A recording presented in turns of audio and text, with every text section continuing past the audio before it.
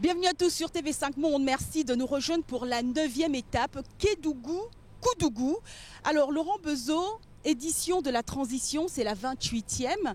Un petit bilan déjà sur cette édition. Qu'est-ce que déjà ça signifie, édition de la transition? L'édition de la transition, c'est tout simplement lié au pays, au Burkina Faso, qui a vécu certaines choses ces derniers temps. Ce gouvernement a voulu marquer cette 28e édition en l'appelant édition de la transition. Alors justement, le Tour du Faso est une grande course continentale, la première qui est née sur le continent africain. Ça a été c'est une édition très relevée cette année avec les Érythréens et les Marocains, et les Burkinabés n'ont pas été complexés. Non, pas du tout. On a un bon comportement général des coureurs burkinabés. Il y a de belles équipes, vous les avez citées, l'Érythrée, l'Algérie, le Maroc, qui sont des nations phares du cyclisme africain. On pourrait y rajouter les Rwandais, les Sud-Africains, qui viendront probablement un jour aussi au Tour du Faso. Il faut savoir que ces nations, elles ont un intérêt à venir. C'est une épreuve du calendrier de l'Africa Tour. Il y a des points UCI à prendre et qui sont importants pour des qualifications aux championnats du monde, aux Jeux Olympiques. Alors vous avez une grande histoire aussi avec le Tour de France. Vous avez été dans les têtes pensantes de ce tour. Justement, comment est-ce que vous avez vécu la première arrivée d'une équipe 100% africaine en fait sur le Tour de France ? Ça montre en fait que le cyclisme africain, il progresse, il évolue. Évidemment, on a vu le bon comportement des coureurs africains sur le Tour de France cette année. Évidemment, on cite beaucoup Daniel Teclé-Manot, mais derrière, il y en a d'autres. Et je pense que ça va continuer. Demain, il va vraiment falloir compter avec le cyclisme africain. C'est une bonne chose. Et une nouvelle fois, ça veut dire que ce cyclisme, il progresse, il évolue. Et demain, il faudra compter avec lui. Il va donc falloir compter aussi avec cette 9e et avant-dernière étape, Kédougou-Koudougou. C'est parti.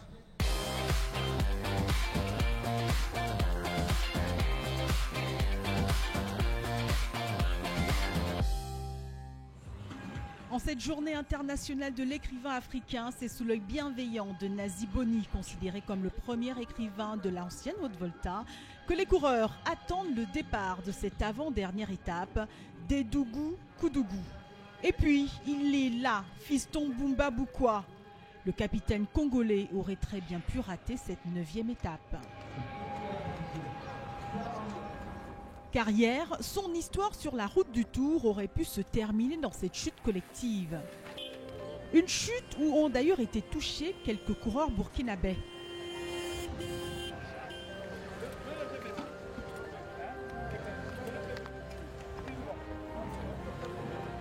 Blessé de partout, le staff congolais et le médecin du Tour s'affairent à lui prodiguer les premiers soins. Souffrant terriblement, Fiston Boumba Boukoua décide tout de même de repartir.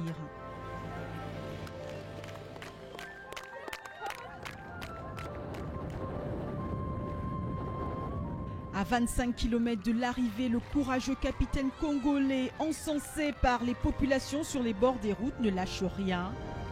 Hors de question de laisser ses coéquipiers terminer le tour sans lui. Alors que certains auraient peut-être laissé tomber, Fiston Boumba Boukoua a très vite retiré cette option de son esprit.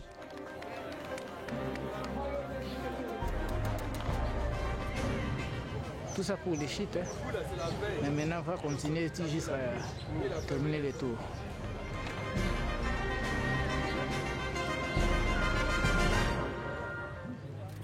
Bien heureux donc de retrouver Fiston Boumba Boukoua ce matin pour le départ de cette étape longue de 145 km.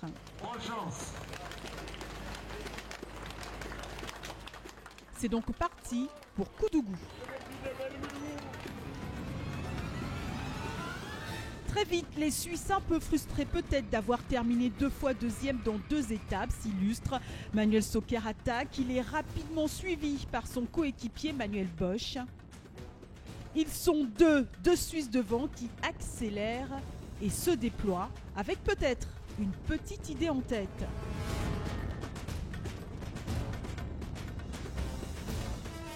Les deux hommes sont rattrapés par deux autres coureurs, l'Ivoirien Hamidou Sankara et le Malien Isiaka Koulibaly. 4 hommes désormais dans le groupe d'échappés. Un Malien, 2 Suisses et un Ivoirien. Hamidou Sankara, Manuel Stocker, Manuel Bosch et le Malien Isiaka Koulibaly. Le peloton conduit par le Maroc ne semble pas réagir plus que ça. Moussine Lasseï, Niger. Puis, comme depuis le début du tour, c'est au tour des Érythréens de prendre l'avant du peloton. Et toujours un maillot jaune serein, encadré par ses coéquipiers.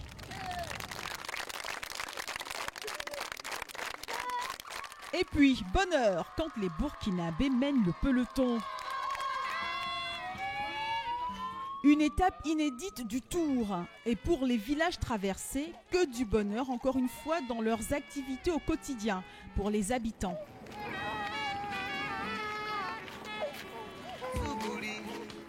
Et personne ne veut rater les 4 échappés qui creusent l'écart avec le reste du peloton. Les Suisses continuent à se déployer. Tandis que derrière, 2 coureurs sortent du peloton à la poursuite des hommes de tête. L'Ivoirien Karamoko Bamba et le Burkinabé Saïdou Bamogo.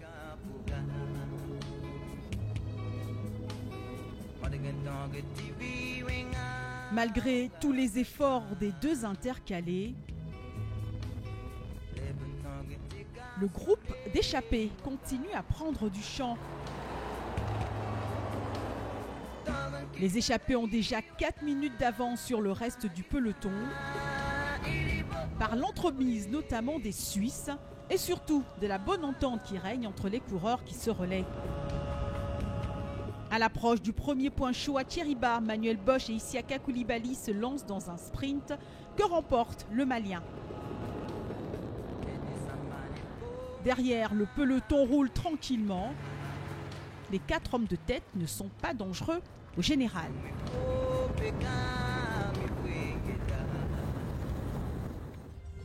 Région agricole et d'éleveurs, c'est donc la première fois que le Tour passe par ici. Des images comme celle-là, il n'y a que le Faso pour nous en offrir. Pendant que le peloton conduit par le Maroc traverse tranquillement le village. Derrière, un homme est lâché comme depuis le début de la compétition. Augustin Agagpo, le Béninois souffre. Lanterne rouge au général. L'écureuil du Bénin va-t-il aller encore une fois jusqu'au bout? Réponse dans quelques kilomètres et peut-être un peu de baume au cœur face à cette belle région que n'ont pas le temps d'admirer les échappés tant ils n'ont qu'une idée en tête, remporter cette étape. Des préoccupations bien loin de certains villageois, tandis que d'autres sont très heureux de voir le Tour passer par là. Les 4 échappés sont toujours ensemble, ils ont même encore creusé l'écart avec le peloton. Ils vont avoir jusqu'à plus de 10 minutes d'avance. Et là, le Malien craque, Isiaka Koulibaly ne peut suivre. Ses anciens compagnons d'échappée continuent donc la route à 3. À 15 km de l'arrivée, Manuel Stocker attaque. Le Suisse poursuit son accélération. Plus que 3 km avant l'arrivée.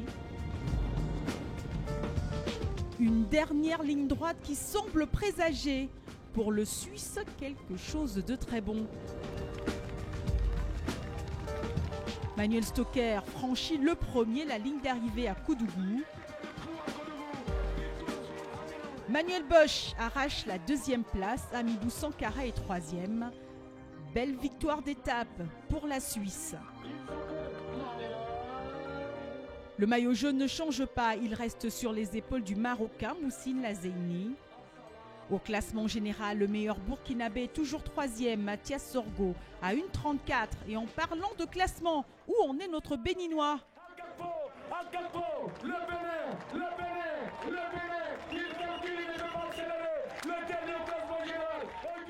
Il arrive à Koudougou à 24 minutes et 33 secondes après le premier. Le Burkina Faso, c'est également sa richesse culturelle. Alors pénétrons dans l'univers d'une troupe d'artistes burkinabés.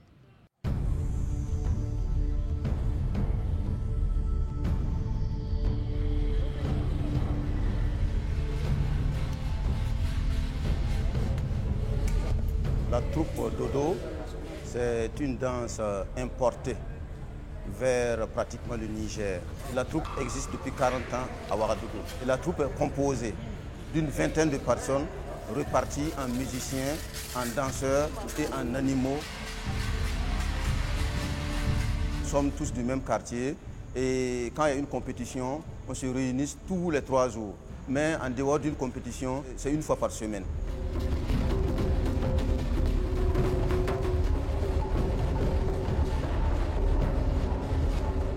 L'inspiration, ça vient au niveau des animaux de la forêt, comme le dodo qui vient dans l'inspiration des animaux, qui donne une amitié avec l'homme et l'animal. Je m'inspire à travers les documentaires et les dessins animés. Oui, la signification des peintures bleues, on imite les animaux. Parce que c'est rare de voir un animal qui n'a qu'une seule couleur. Et ça fait partie de l'art. L'art n'est jamais correct par rapport à la photo. Et nos masques, nos danseurs, on essaie d'imiter. Là, ça fait plus plaisir que la photo.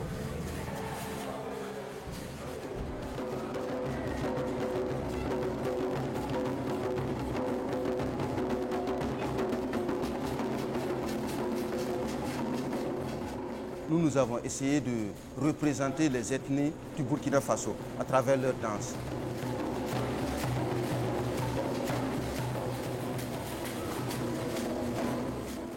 Dans la mise en scène, vous voyez qu'il y a un chasseur qui est rentré en brousse pour tirer un animal.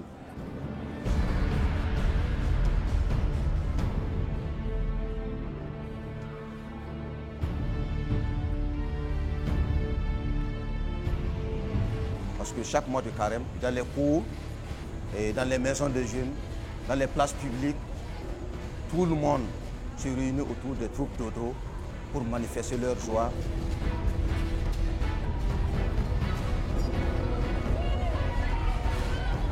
Nous avons toujours des danseurs et nous avons toujours préparé des enfants pour la relève.